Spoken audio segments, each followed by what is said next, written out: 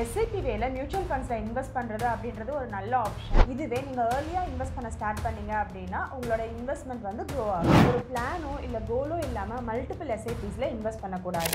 Mutual ஃபண்ட்ஸை பொறுத்த வரைக்கும் எல்லாரும் ஷார்ட் டர்ம்ல ரிட்டர்ன்ஸ் வரணும்னு எக்ஸ்பெக்ட் பண்றாங்க. SIPஸை டெய்லி ரிவ்யூ பண்ணணும் அப்படின்ற அவசியம் இல்லை. உங்களோட salary increase ஆக ஆக ஸ்டெப் அப் அப்படின்ற ஒரு ஆப்ஷன் இருக்கு. Hello everyone. SIPல இன்வெஸ்ட் பண்ணும்போது நம்ம பண்ணுற 10 மிஸ்டேக்ஸ் என்னென்ன, அதை எப்படி அவாய்ட் பண்ணலான்றதை இன்றைக்கி நம்ம பார்ப்போம். SIP வேல மியூச்சுவல் ஃபண்ட்ஸில் இன்வெஸ்ட் பண்ணுறது அப்படின்றது ஒரு நல்ல option to build a corpus. So அதில் நம்ம பண்ணுற சின்ன சின்ன மிஸ்டேக்ஸ்னால நம்ம அச்சீவ் பண்ண வேண்டிய ஃபினான்ஷியல் கோல்ஸை அச்சீவ் பண்ண முடியாமலே போயிடுது. Mistake number 1, starting too late. நம்ம SIP பண்ணுற ஏஜ் டிலே ஆக ஆக நம்மளோட காம்பவுண்டிங் பெனிஃபிட்டும் ரெடியூஸ் ஆகும். இதுவே நீங்கள் ஏர்லியாக இன்வெஸ்ட் பண்ண ஸ்டார்ட் பண்ணீங்க அப்படின்னா உங்களோட இன்வெஸ்ட்மெண்ட் வந்து க்ரோ ஆகும். Mistake number 2, skipping due diligence. ஒரு ஃபண்டில் இன்வெஸ்ட் பண்ணுறதுக்கு முன்னாடி அந்த ஃபண்டோட பெர்ஃபார்மன்ஸ் எல்லாம் ரிசர்ச் பண்ணுங்கள். ரிசர்ச் பண்ணாமல் இன்வெஸ்ட் பண்ணுறது ரொம்ப ரிஸ்க். உங்களுக்கு பர்சனல் ஃபினான்ஷியல் கன்சல்டன்ட் இருந்தாங்க அப்படின்னா அவங்களோட அட்வைஸ் கேளுங்க. அவங்க அந்த ஃபண்டோட பெர்ஃபார்மன்ஸ், ரிஸ்க், அப்புறம் அது உங்களோட கோலுக்கு சூட் ஆகுமா அப்படின்ட்டு எவாலுவேட் பண்ணி கொடுப்பாங்க. அதுக்கப்புறமா நீங்கள் இன்வெஸ்ட் பண்ண ஆரம்பிங்க. Mistake number 3, investing without clear goals. நம்ம ஒரு இன்வெஸ்ட்மெண்ட் ஸ்டார்ட் பண்ணுறதுக்கு முன்னாடி எதுக்காக இன்வெஸ்ட் பண்ணுறோம், எந்த கோலுக்காக இன்வெஸ்ட் பண்ணுறோம் அப்படின்றதுல ரொம்ப கிளியராக இருக்கணும். ஸோ அந்த கோலில் நம்ம கிளியராக இல்லை அப்படின்னா நம்ம இன்வெஸ்ட்மெண்ட்டில் ஃபுல் ஃபோக்கஸ்டாக இருக்க மாட்டோம். Mistake number 4, risk tolerance.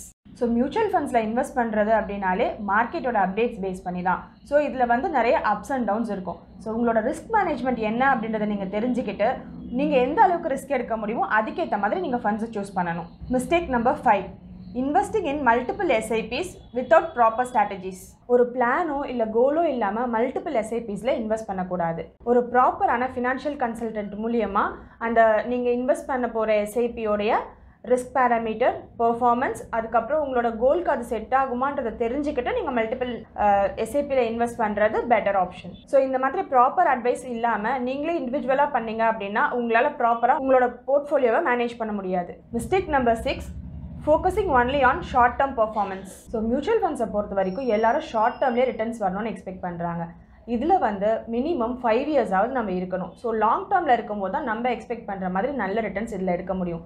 Short டேர்மில் வந்து எனக்கு ப்ராஃபிட் வரல, எனக்கு ரிட்டர்ன்ஸ் வரல அப்படின்ட்டு நிறைய பேர் மியூச்சுவல் ஃபண்ட்ஸில் ஸ்கிப் பண்ணி வெளியில் போயிடுறாங்க. Mistake number 7, ரெவ்யூவிங் SIPs daily.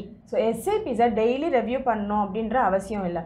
முன்னாடி சொன்ன மாதிரி மியூச்சுவல் ஃபண்ட்ஸ்னாலே அப்ஸ் அண்ட் டவுன்ஸ் தான். நீங்கள் SIPல இன்வெஸ்ட் பண்ணிவிட்டு ஷார்ட் டேர்ம்லேயே எனக்கு ரிட்டர்ன்ஸ் வரணும்னு சொல்லி நீங்கள் டெய்லி வந்து எவ்வளோ எனக்கு ப்ராஃபிட் வந்திருக்குன்னு செக் பண்ணிட்டு இருந்தீங்க அப்படின்னா உங்களால் நிம்மதியாகவே இருக்க முடியாது. ஸோ நீங்கள் SIPயை போட்டுட்டு அதை அப்படியே மறந்துடுங்க.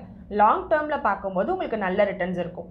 Mistake number 8, over diversification. இன்வெஸ்ட்மெண்ட்ஸில் டைவர்சிஃபிகேஷன்றது ரொம்ப இம்பார்ட்டன்ட். பட் ஓவர் டைவர்சிஃபிகேஷன் வந்து உங்களோட போர்ட்ஃபோலியோவை மிஸ்அலைன் பண்ண சான்ஸ் இருக்குது. Mistake number 9, neglecting to increase the SIP amount. இப்போ SIP ஸ்டார்ட் பண்ணும்போது ஒரு 5,000 இன்வெஸ்ட் பண்ணுறீங்க அப்படின்னா அந்த 5,000 வந்து கடைசி வரைக்கும் லைக் ஒரு 5 இயர்ஸ் 10 இயர்ஸ் வரைக்கும் அந்த 5,000 எடுத்துகிட்டு போகாதீங்க. உங்களோட சேலரி இன்க்ரீஸ் ஆக ஆக ஸ்டெப் அப் அப்படின்ற ஒரு ஆப்ஷன் இருக்குது. ஸோ அதில் வந்து உங்கள் சேலரி இன்க்ரீஸ் ஆகும்போது ஒரு இயர்லி ஒரு 5,000 அந்த மாதிரி நீங்கள் இன்க்ரீஸ் பண்ணிகிட்டே வந்தீங்க அப்படின்னா உங்களோட கோலை அச்சீவ் பண்ணுறதுக்கு ஈஸியாக இருக்கும். Mistake number 10, consistency. நிறைய பேர் பண்ணுற தப்பு என்னென்னா SIPல இன்வெஸ்ட் பண்ணிவிட்டு ரெகுலராக வாட்ச் பண்ணுறீங்க. ஷார்ட் டேர்ம்லேயே நீங்கள் எக்ஸ்பெக்ட் பண்ணுற ரிட்டர்ன்ஸ் வரணும்னு எக்ஸ்பெக்ட் பண்ணுறீங்க.